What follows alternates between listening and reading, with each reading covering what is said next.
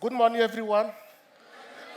I'm not too well because I was traveling, so I came back in South Africa, little bit of flu, so bear with me.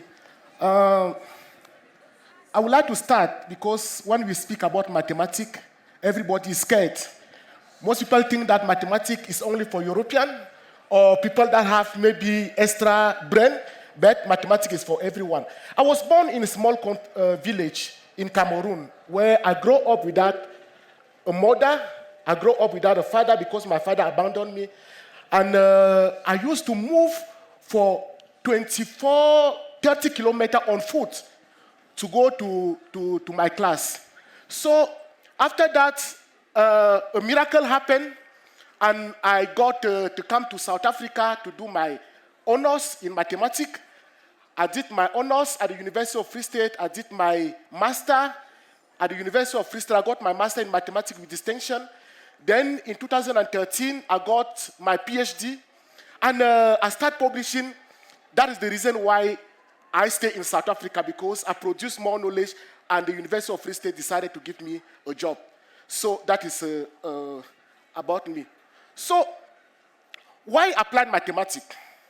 This is very important because for people that knows the Bible, it is written in the Bible that God gave us the capacity to control the world within which we live. And to do this, there are few steps that we need to follow.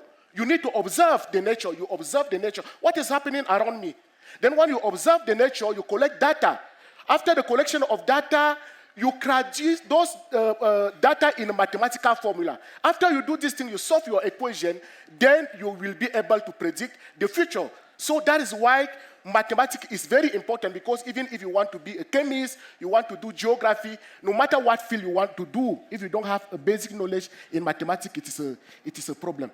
So, as I spoke about observation, you have to observe. Let us take an example. There is a company that is releasing a pollution. So your question is, what will happen? How will this pollution travel after 30 years? If there is a farmer that is downstairs and he wants to collect data from the ground, he will be affected by that pollution. So your question is, what can I do?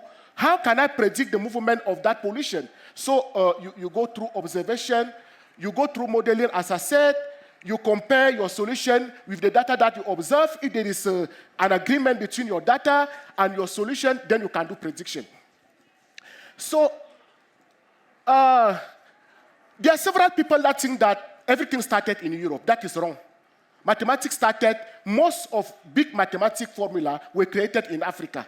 Because most of the time, when you look at many books of mathematics, you will see only the name of people from the global north. And the question that we ask ourselves, where were our grandfathers? Did they not contribute in this topic? But they contributed. You can see, as you see there is a topic they call in mathematics fractal. You look at the lady here, some plait their hair. That is mathematical structure. There are many things, for example, like the structure of the kingdom in Africa. Those are mathematical structure.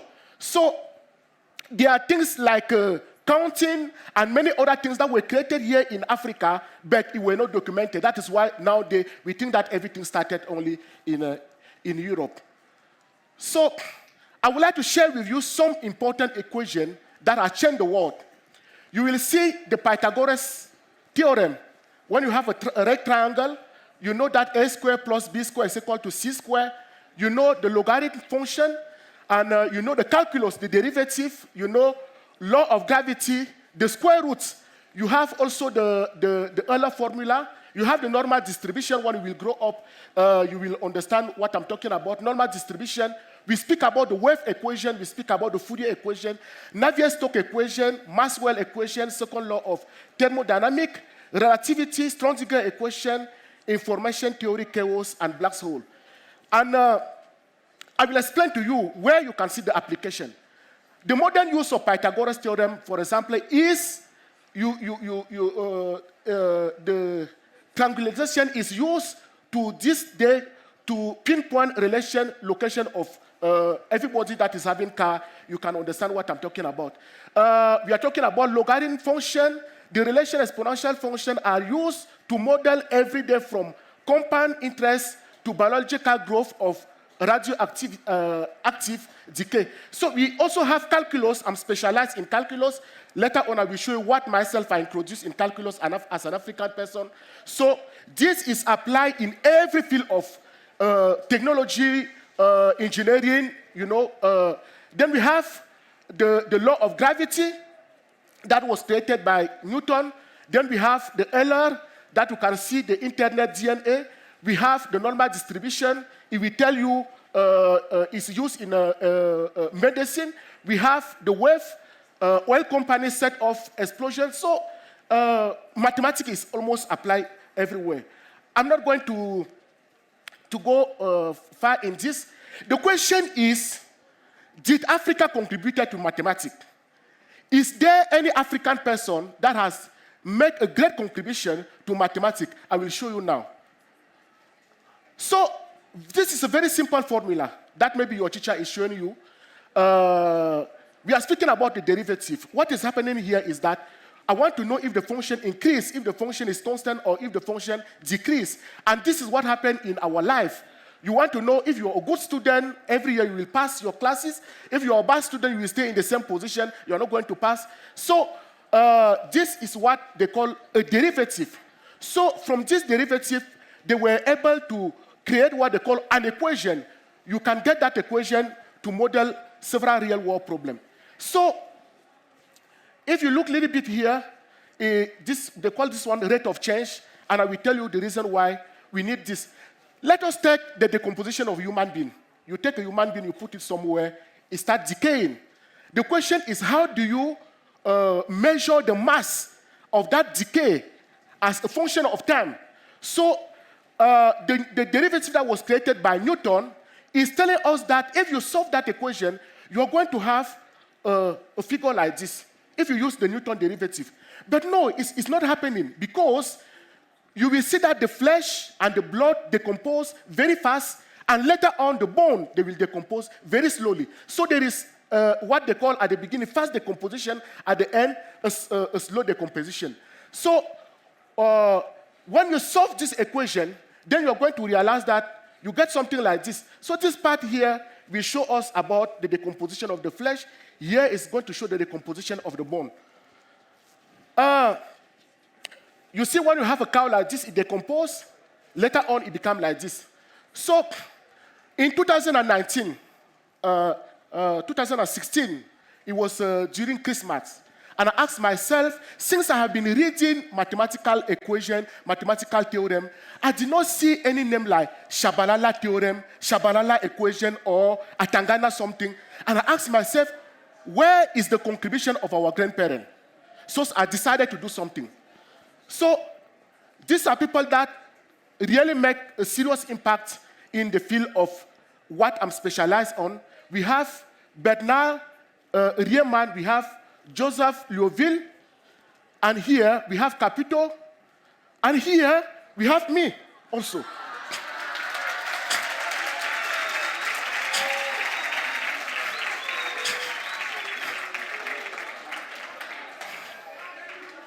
So this is what I created in mathematics. I'm not going to explain here. I did not know that the audience was my younger one. I could make everything very simple. But I will go on and tell you certain things. So these are my equations that I created, and some comparison with what I created with what existed. So I will not explain much this thing to you because it's a little bit high. But here, what is important is that what I created is able to be applied in several real-world processes that has what they call crossover behavior. What is a crossover behavior? Let us take an example of somebody who is alive, like me now. I'm speaking to you, I'm alive, then somebody come there and give me a bad news. What happened is that if my heart starts beating very fast, and if I was having some complication, then I collapse. What happened is that I pass from life to death. That is a crossover behavior. So, for example, the lady was speaking, she grew up in a very small town, then later on she went to the United States, she created a very big impact in her society. That is also crossover behavior. So my derivative is able to do things like that. This is one of my other important discovery that I introduced. For example, in high school, they speak to you about complex number. And now, the complex number is in 2 dimensions, but here I created something that is in 3 dimensions because we live in 3 dimensions. Let me go a little bit faster so that you should, we should go where I can apply what I'm doing. If you take an image, you put some noise inside the image and you want to remove the noise. What do? You use mathematics. You can use mathematical formula. You put, this one is a clean image. This one, you add some noise, you remove some noise, you remove the noise, you remove the noise, you remove the noise. And this police, they can use it. They can use it even in medicine. You can use it everywhere. So I did with my own image. It worked. Then now, this one I'm going to pass very fast. I'm not going to waste your time here. Now, this is an important topic. We have a situation in South Africa where the COVID is spreading. And the question that we ask ourselves is, how do we predict how many people will die in South Africa? How many people will die in Africa? How many people will recover from the COVID? How many people will be infected? So in mathematics, we are able to create a system like this. When you create a system like this, you can use this system now to do your analysis. Here is a little bit of mathematics that I'm not going to disturb you. So in mathematics, we used to have a specific way of modeling the behavior of the spread of a specific disease. And this part is what mathematicians they used to introduce before. But I told myself, no, in Africa, we see things changing. How can I, for example, create a mathematical model that is able to capture process that look like this, then later on, a process that look like this. So I created that model, I created that system. And for the first time ever in the world, we are able to predict processes that look like this. So the same thing here, the same thing here, the same thing here. Then now what I was speaking about prediction, I'm working with some people in Turkey. We were able to take some data from Turkey. We are now comparing our mathematical model to the data that we take from the field, and we will now be able to tell the government that not only our data fits what happened already before, but also we will be able to tell you how many waves this specific disease is going to have. This is a heart rate. You know, you have a normal heart rate that is beating normally, and the mathematical equation that was before was only able to predict this. Then I told myself, sometime, as I said before, you can have a bad news, it changes your heart rate. And if you have some problem, then you can die. So this part here is what mathematicians were able to produce before. So myself, it was possible for me to create a model that can give this, and give this. And this is the reality. So you can carry on. Here, I have a problem. Normally when the government tell me that we have 3,000 people that were infected by COVID. I'm not sure, especially in Africa. Why? I'm not sure because we don't have equipment. We are not having great technology to be able to test everyone so that we can say that today we are going to have, we tested people and we have 3,000 people that were infected by the COVID. But so what do we do? And another problem that we have in mathematics is we cannot predict the number of waves. So I created a new method that can be used to predict the number of waves. So these are my scientific questions that I was asking myself. And here, I start answering those scientific questions. Then I created this model. After the creation of this model, I was able to reproduce something like this. That gives me the wave. And actually here, I took some data from South Africa and from other different countries. I was able to fit. Here, these are experimental data. This is my mathematical equation. And I was able to fit this. I also did this experimental data from another country, and I obtained this thing here. So I think that my time is going to finish now. So let me go directly at the end and also tell you a little bit about myself. So that you should be able to understand that being in Africa, it is not a curse, or it is not impossible for you to achieve. So I was the first mathematician in the world in 2016 to have this award. They call it Sentinel Award of Science. So in 2016, I published a paper that was the most cited paper in the world in mathematics. I got Obada Prize in 2018. I was the first African mathematician under the age of 40 to be elected as affiliated fellow of World Academy of Science. As the ladies tell you before, in 2019, 2020, 2015, 2021, I was selected as top 1% best mathematician in the world. So you can see here. Now, what is important for me is that there is what they call the World Academy of Science. And for you to be elected as World Academy of Science, you must have more than 40 years. So I'm the first person in the world to be elected Fellow of World Academy of Science under the age of 40.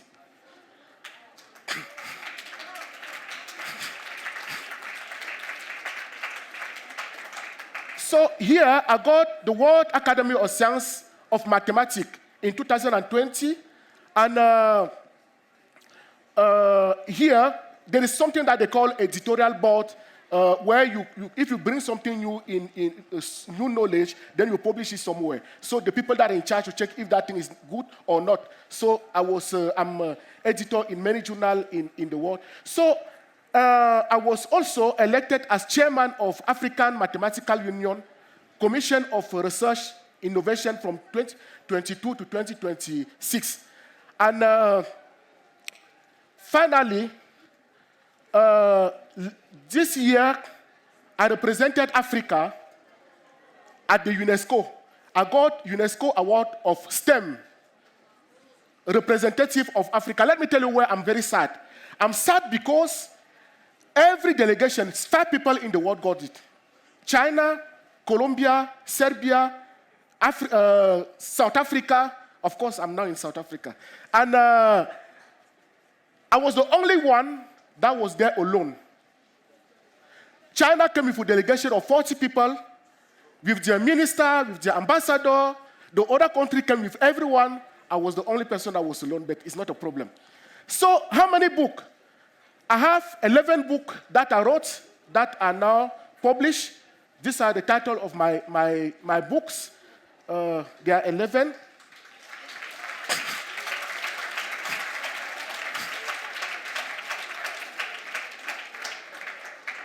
So you will ask me, what impact did you make in South Africa? I have graduated 10 PhD here, 7 from South Africa, 2 from Cameroon, 1 from Benin. I have graduated 20 master, 3 from Cameroon, 1 from Lesotho, Namibia, and other countries. So I have many publications, as you can see here, and I have also 60 chapters in book. So thank you very much.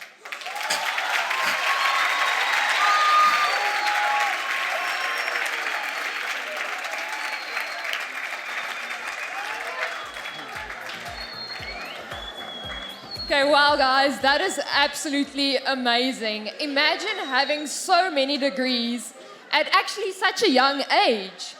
But I don't know about you guys, my head hurts a little bit after seeing some of those equations. But thank you so much for your insights on mathematics and how important it is. Because I'm sure all of you guys know, maths makes the world go around. Does anybody have any questions for Prof? I saw somebody there in the back taking pictures of his slides, trying to catch any. Are there any questions? No? No questions? Where? Yeah. Over there? We'll get the mic to Prof. And say cheese to the drone as well as it comes in.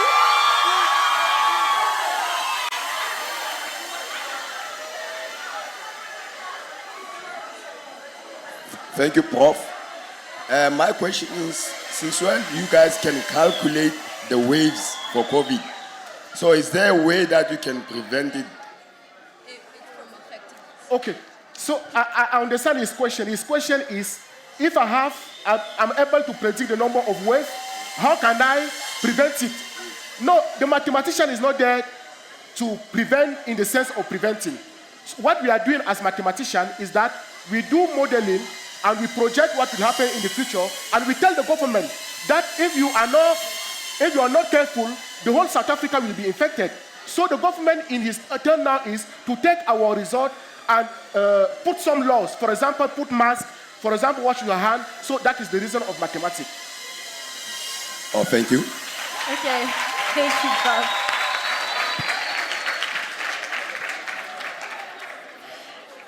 We have another question over there.